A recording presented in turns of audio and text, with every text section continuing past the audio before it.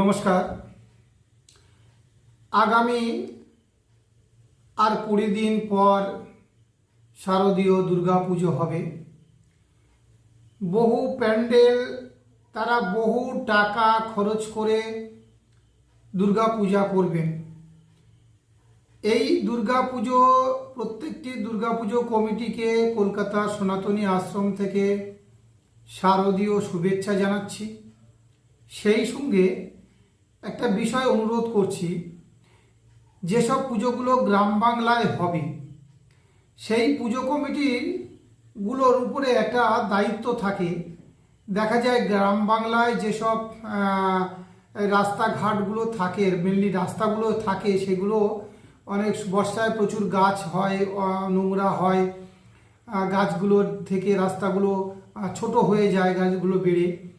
তো প্রত্যেকটি পুজো কমিটির এটাও একটা দায়িত্ব, কোথাও একটু রাস্তায় জল বাঁধলো সেগুলো একটু পরিষ্কার করে দেওয়া, কোথাও একটু গাড্ডা হলো সেখানে একটু মাটি ফেলে দেওয়া।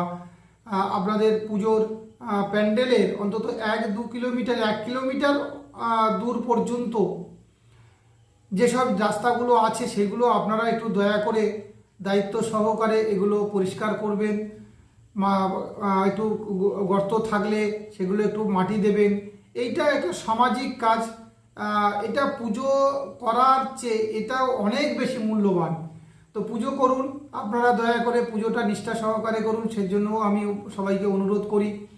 আর আমাদের সনাতনী সংস্কৃতি যাতে বজায় রাখে সেজন্য লক্ষ্য রাখবেন। উচ্ছৃঙ্খল আনন্দ মুখর করবেন না, জ্ঞান এবং দায়িত্ববানের পুজো করুন।